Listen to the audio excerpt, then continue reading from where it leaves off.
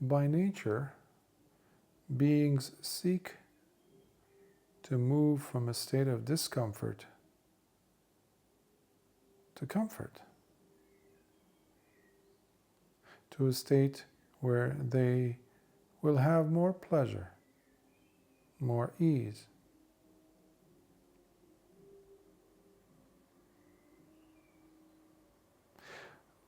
This is not a bad thing.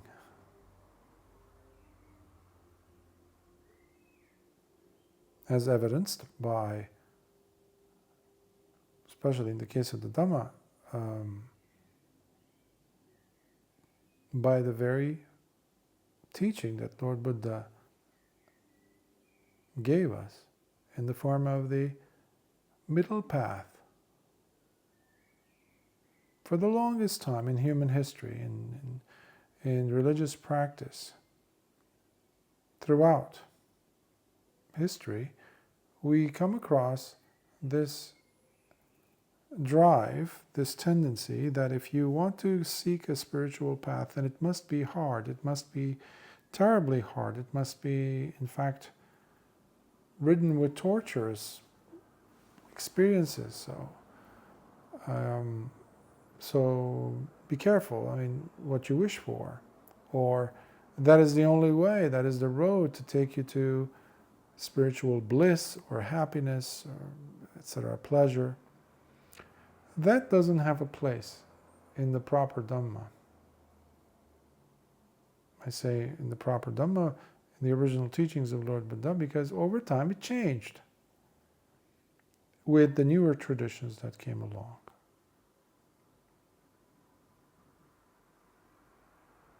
And when I say traditions, I also mean in the Theravada tradition itself, because there has been the deviation from the teachings, the importance given to the practice.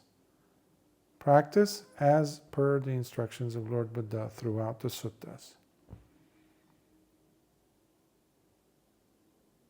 Therefore, we ended up having a dispensation or a Dhamma in the modern era that can easily be considered not the middle path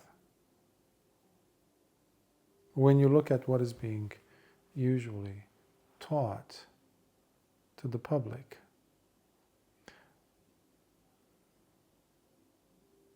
What I'm referring to is seeking a better rebirth, which is what was also found, what is already found in other traditions, in other religions, in fact. Once life ends, then you will be reborn in some heavenly realm, in some blissed out state, in some heaven, in some celestial realm. Now, Buddhism, this Dhamma, this dispensation, is not saying those places don't exist, those realms don't exist, those experiences do not exist. They do exist. In fact, Lord Buddha extensively talked about those 31 realms of existence. But he said, my students have to break free from that. And when I was referring to the deviation from the teachings of Lord Buddha proper, in the modern way, in the modern temples when you go, when teachers, in the absence of Sangvega, the urgency that is lacking in people's practice to cut free from samsara, to slip through the shackles of craving, that is missing. Instead, there is this offering of a better rebirth, which is not Dhamma. Every religion out there does that. Leave this nasty place, the unpleasant, which is how I began answering your question, to from the unpleasant to a pleasant, from a state of discomfort to a comfortable place, to a comfortable state, to a place where there is ease, to a state where there is happiness and joy and pleasure. But that also is drenched with craving. There's lust there, lusting for sensuality, lusting for sense pleasures. Having a longer time as you rest in your beautiful, comfortable, huge bed. You're always on a vacation. The body feels great. You eat as much as you want and you don't get fat. You don't gain any extra weight.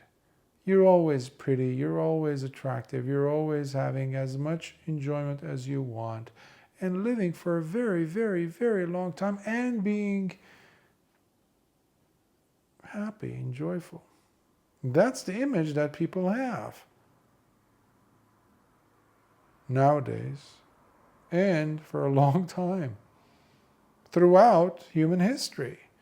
But when we have the Dhamma being presented to the world 2,600 years ago, there's a shift. Many of the bhikkhus, many of the people who came trying to listen to Lord Buddha's teachings, when they approached with that in mind. Maybe this is a better, more reliable path to that state of a rebirth where there is joy. But this is the thing that many people do not appreciate, it seems. That, let's say you're born in a heavenly realm.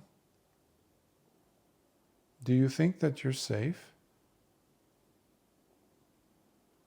Many people don't realize that the devas, just like humans and other animals,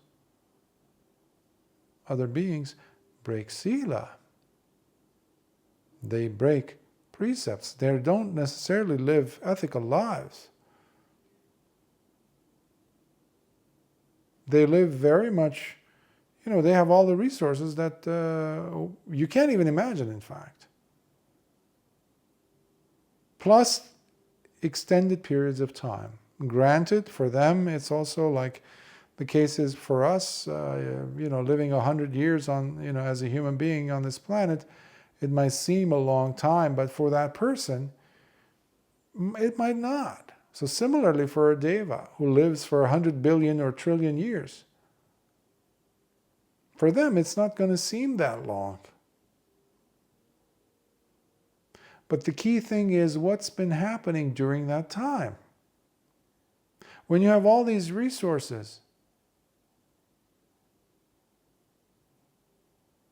but no virtue, as a deva, that's a terrible state to be in.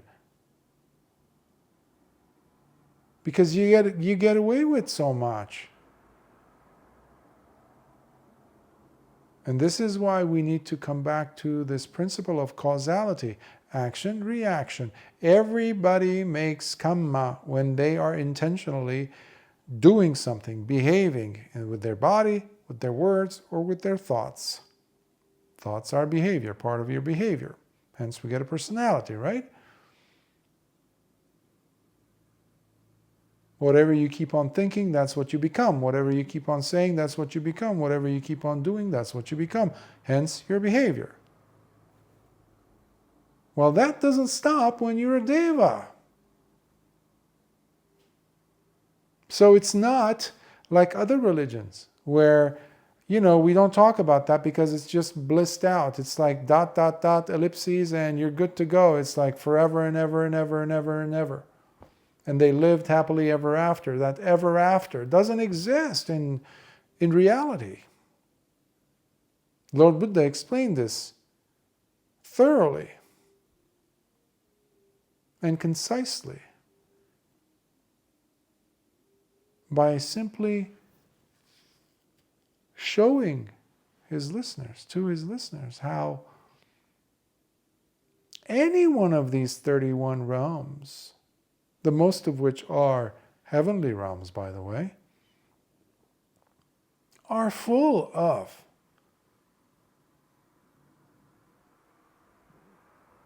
traps. It's a shackle. Any one of these is simply a prison.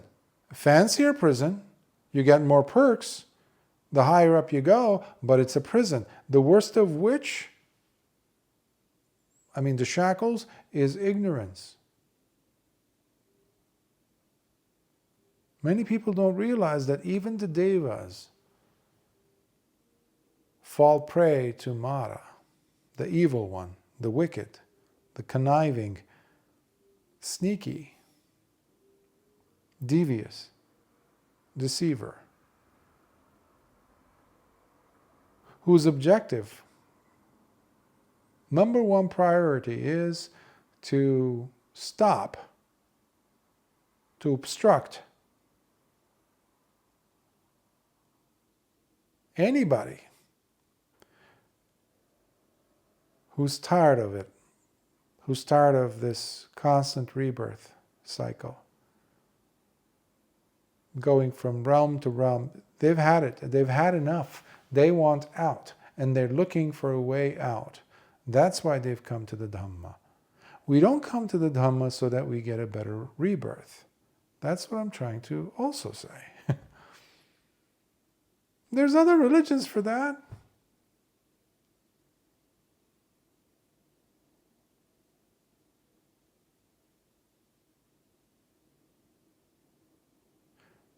It's the ending of suffering that we're after. And having a joyful or pleasure-filled life, a very long life even, in a Deva realm or a Brahma realm is a curse. Lord Buddha would constantly stress to people. That's why he would say, to gain a higher rebirth means that you failed as my students. For that reason, he insisted that his students, back then, as well as now, and those in the future, put an end to this debacle, this melodrama, this stupid movie.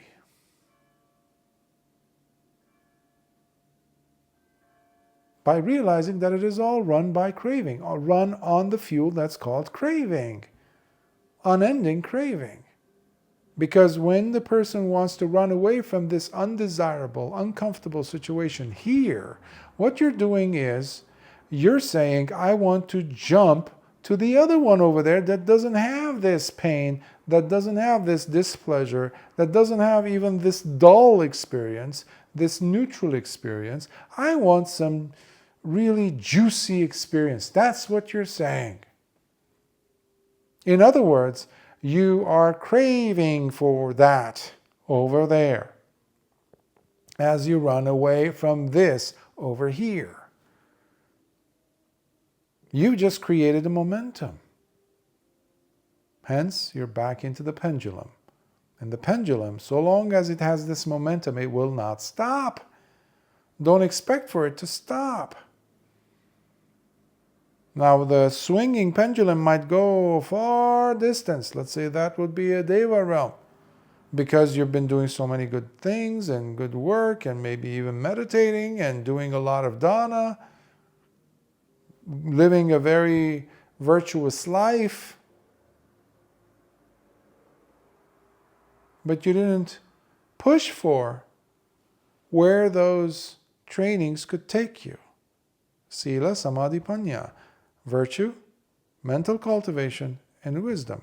And obviously being generous.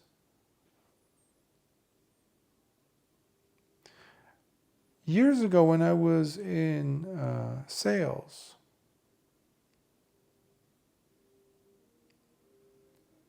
when I was struggling with my fear of approaching individuals and trying to sell my product.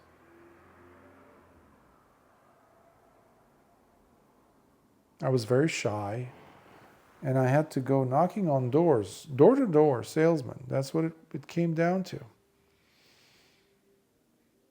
Selling my designs. People didn't know what it was, this and that, and then so I would talk, I would explain what this is and what what it represents and how lucrative it could be for them to purchase that design, because these are manufacturers. They were, by the way, jewelry designs that I would do from start to finish, and each one being completely different than the other. I would spend a lot of time on each jewelry design, a ring, a necklace, whatever it may be. So, and then I would go and try to sell them. But the problem was, I was simply, talking to them, and they were like, having a nice conversation with me. These total strangers at one point. So you drink coffee or, and then they're like, at the end, I would walk out without having sold anything, because my attention went elsewhere. Why? Because I didn't want it to be about the business end of things. And specifically, I was afraid to close the sale. There's a term in sales. You need to close. You need to close. I was afraid to close. I was afraid that they might reject, or I might get rejected, basically. So that was a big, big impediment. So I played it safe. I looked elsewhere for that comfortable, pleasurable thing. And they would invite me back, this and that. So wow, I made friends, type of a thing. I was 18 at the time.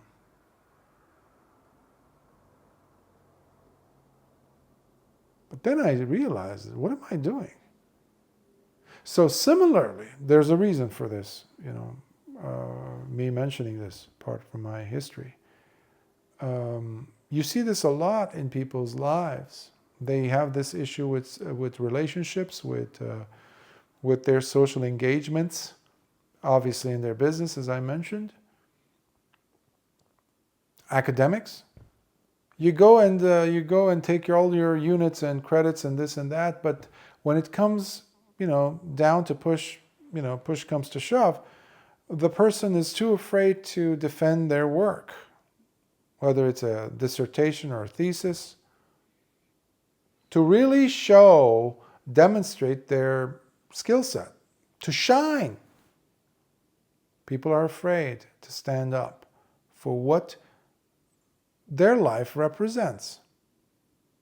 The ultimate version of this, the way I see it, is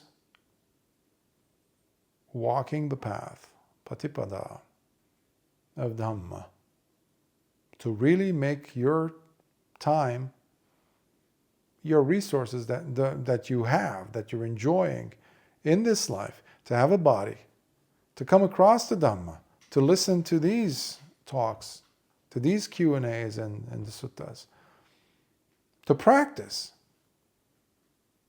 to benefit from the Dhamma, and then just to leave it at that, to not close. You must close. Because if you don't, life will close on you the door, and that's what we call death. What did you do at the end? Don't come around and say, well, I got myself a better rebirth. What does that mean? You just bought yourself more time in the slaughterhouse. You just exited one door, and it's a conveyor belt that is taking you from inside back into the slaughterhouse. This time by giving you a nice detour, but you're still on the conveyor belt. Any one of the 31 realms of existence, being born into any one of them, think of it that you're still on the conveyor belt towards the slaughterhouse. The slaughterhouse, Lord Buddha explained it beautifully as Jaramananang.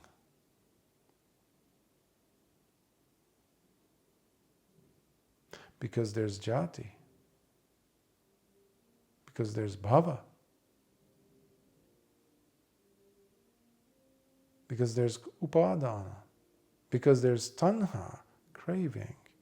Because of craving, there's going to be grabbing, that clinging, that wanting. That wanting is going to turn into the desire to re-become bhava. That, once you're there at that level, there will be birth, definitely. And that's what many people are seeking.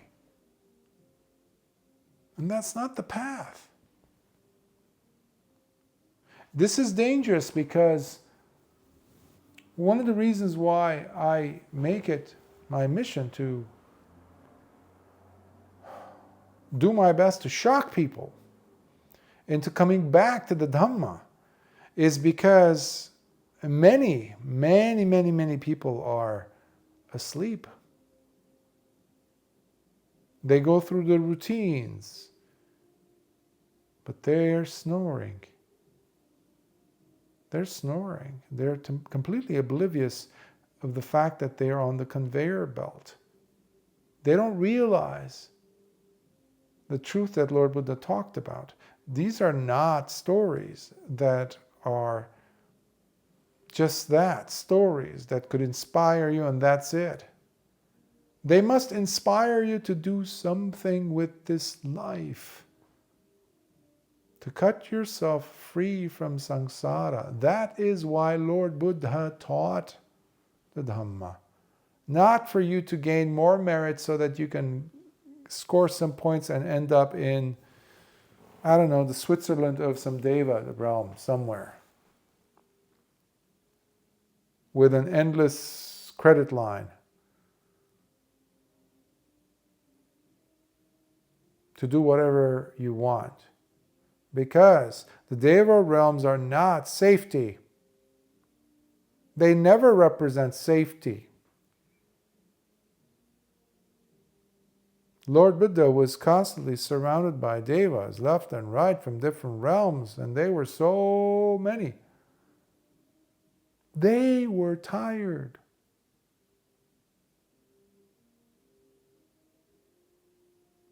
From the same old, as the saying goes. There's ignorance in the Deva realms. There's pain in the Deva realms. Different kinds of pain, of course. When a Deva gets their heart broken because their loved one has cheated on them, yes, that does happen. That is pain.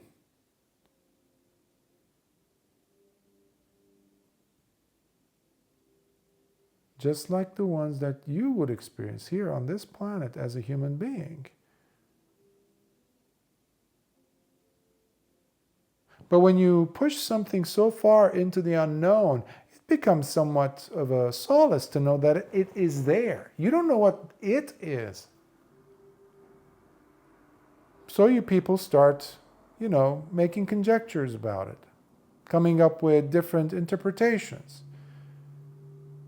When I said deviated about the current dispensation that is being offered in temples and, whatnot by Buddhist teachers, most of the time, is that in your next birth or after death, you're going to attain Nibbana, Parinibbana, something like that they talk about. They have no clue what they're talking about. Lord Buddha never talked about those things, such nonsense. But that nonsense is what is being promulgated as Dhamma.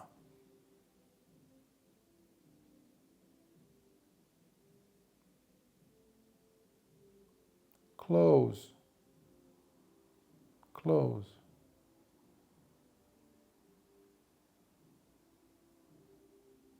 Make this life of yours count.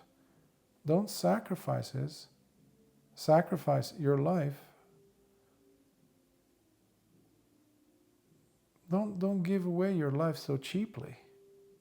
Don't sell yourself so short by wanting a rebirth even in the Brahma realms. Who cares, ultimately? Because it's not the end. Now, if it's going to take you to a realm where you will continue your practice and you die with that, you live and you die, having not attained, but your momentum is strong, but this momentum is not like that pendulum from pain to pleasure, from pleasure to pain. No. It is the drive that you have in your heart for Dhamma Chanda, which is the desire for Dhamma, for awakening to happen. You want to leave the conveyor belt from the slaughterhouse. If that is the energy that you put in this life, and the time comes and you haven't attained, and you die, guess what? You are on the set course, because your faith and your drive will take you to a better situation. Granted that you have kept your sila, granted that you have been generous, and you have been cultivating your mind, and you have not been living the life of a hypocrite. You weren't pretending. You were going all the way, yet you did not attain. Guess what? You will, albeit land in the 31 realms, one of them, the higher realms, but your environment will still be supportive for that practice of the Patipada. That would be a blessing, yes. But even then, even in Deva realm, you will not want to stick around for too long. Because if your sila was intact in life as a human, chances are you will not be so driven to falter and deviate from that virtuous character, because you will maintain it. And that's why you landed there. That's why you have now that drive carrying you through to the second or next portion of your journey. Because we each have our own kammic residues, our own sankharas to deal with, our own delusion to push through, break through, tear our way through. Only a Buddha would know how much work we each have to go through to attain. But for sure, none of us will attain if we don't close. If we don't push all the way and sell ourselves short to a rebirth in a higher realm.